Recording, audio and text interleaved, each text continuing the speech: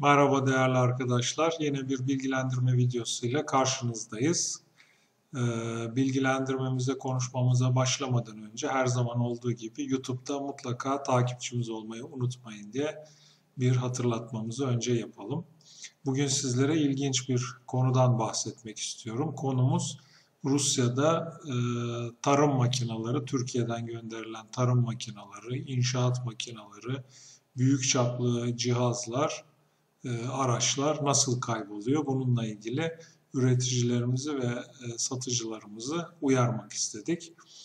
Genellikle bu alanda faaliyet gösteren ve işi bu konuda dolandırıcılık diyelim yapmak olan kişi ve örgütler bunlar ilkbaharda, sonbaharda, hasat zamanı veya dikim zamanı bütün sezon boyunca olan üretimi toplanacak zamanda daha aktif bir şekilde çalışmaktalar. Şu günlerde mesela kışa girmiş durumdayız. Hemen hemen başlamak üzere.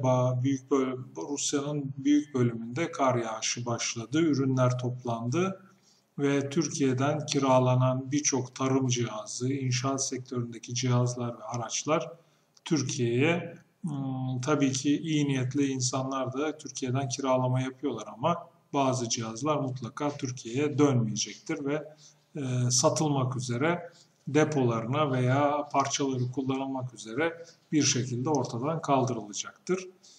Bunu nasıl yapıyorlar? Genellikle Rusya'nın Rostov bölgesinde, Dağıstan bölgesinde, Kafkaslar'da bu tip olayların yaşandığını görmekteyiz. Birçok müşterimiz bize bu konuda yardım için başvurmaktadır.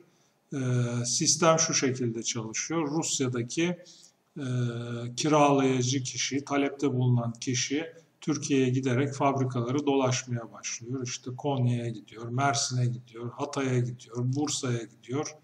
En pahalı ekme makinelerini, sökme makinelerini, biçer döverleri ne varsa bu sektörde kullanılabilecek pancar sökme makineleri de olabilir. Saman balyalama makineleri olabilir.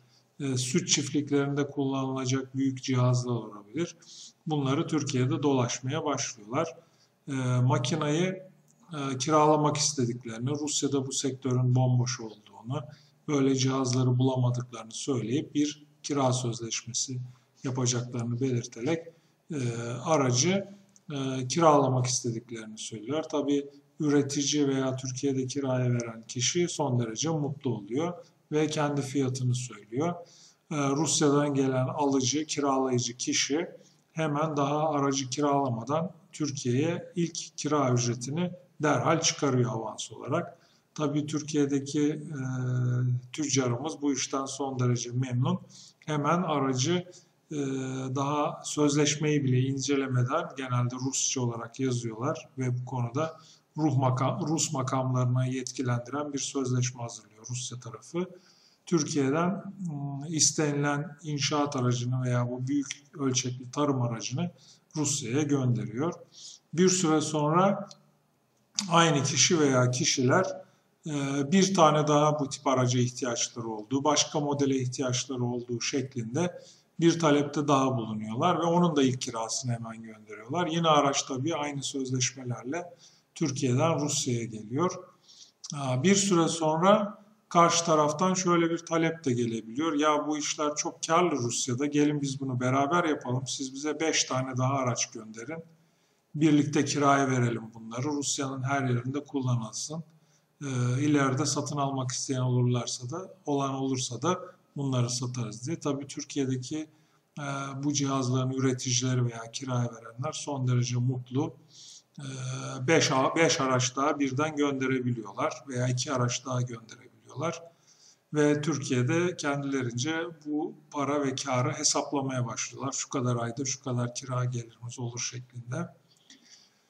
Ve gel zaman git zaman aradan 1 ay 2 ay zaman geçiyor. Ne kira ödeyen var ne başka bir şey. Aracı alanlar yerlerinde yok. Firma ortada yok. Ve ne tarım aracı veya inşaat makinesi piyasada var ne bunu kiralayanlar var. Bu şekilde ortada kalıyor Türkiye'deki tüccarımız. Rus tarafı bu araçları bir şekilde kaybettikten sonra kendi depolarında saklıyorlar. Tabii bu araçların özelliği nedir? Fiyat olarak herhangi bir Mercedes arabadan, Jeep'ten daha pahalı olmaları. O nedenle trafiğe yakalanmamaları, değiştirilip bazı parçalarının satılmasının mümkün olması veya arazilerde çalışırken hiçbir kontrole tabi olmamaları. Yani siz bir e, buğday biçerken size hiçbir Rus makamı gelip de bu buğday biçme makinesini sen nereden aldın, evraklarını göster diye sormayacaktır. Yani yıllarca bu makineyi kullanıp çalışabilirsiniz, parçalarını satabilirsiniz. Dolayısıyla bu tip cihazları, inşaat vinçlerini vesaire, büyük pompaları, bunları Rusya'da zimmete geçirmek diyeyim veya kanunsuz bir şekilde elden ele el değiştirmesi araba alım satımından daha kolay bir konudur ve ücret olarak kat kat daha fazla olduğu için artık bir aracı alıp kaçırmak, yurt dışından getirip anlamsız kalmaktadır. Bu tip ilaçlama makineleri, tarım makineleri, hayvancılık sektöründe kullanılan araç ve gereçleri Rusya'da kaybetmek bu tip dolandırıcılık olayıyla uğraşanlar için daha mantıklı ve karlı bir sektör olmuştur. Peki Türkiye'deki ticaretle uğraşan, gerek kiraya veren, gerek Rusya'ya ürün satanlar ne yapmak zorundadır ki bu tip durumlara düşmesinler? Öncelikle sözleşmenizi mutlaka bir hukukçuya gösteriniz, yapacağınız kira sözleşmesini. Kira sözleşmesinin içerisinde Rusya'dan aracınızı kiralayan kişinin kiralama süresi bittikten sonra bunu satma hakkı, yetkisi gibi kelimeleri kesinlikle kullanmayınız. Çok iyi şekilde bu sözleşmeyi okuyunuz veya tercüme ediniz. Diğer bir konu, size taleple gelen Rusya'dan şahısları mutlaka araştırınız. Firmaları inceleyiniz. Bu tip olaylara karışıp karışmadıklarını mutlaka irdeleyiniz. Eğer böyle bir imkanınız yoksa gerek bizim kurumumuza gerekse başka hukuk firmalarına Rusya'da müracaat ederek küçük miktarlarda ödemeler yaparak kendinizi garantiye alma imkanınız vardır. Bu makineleri Rusya'ya göndermeden önce mutlaka sigortalayınız.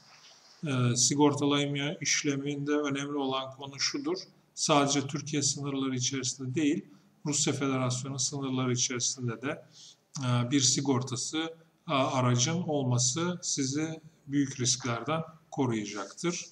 Evet, bugün böyle enteresan bir konuyu gündeme getirdik. Çünkü Rusya'da bazı sektörlerde suçların işlenmesinde sezonlar var. Bu dediğim gibi bu tip e, dolandırıcılık olaylarında da ilkbahar, sonbahar sezonları ortaya çıkmaktadır. O yüzden dikkatli olunuz. Bu tip konularda bilgi almak için hukukçulara ayıracağınız 100 lira, 200 lira, 500 lira, diyelim 10 bin lira gibi paralar için cimrilik yapmayınız. Çünkü ileride tüm aracı veya bu cihazları kaybetme riskiyle karşı karşıya kalabilirsiniz. Bugünkü bilgilendirmemiz bu kadar. YouTube'da takipçimiz olmayı unutmayın lütfen. Sağlıcakla kalın.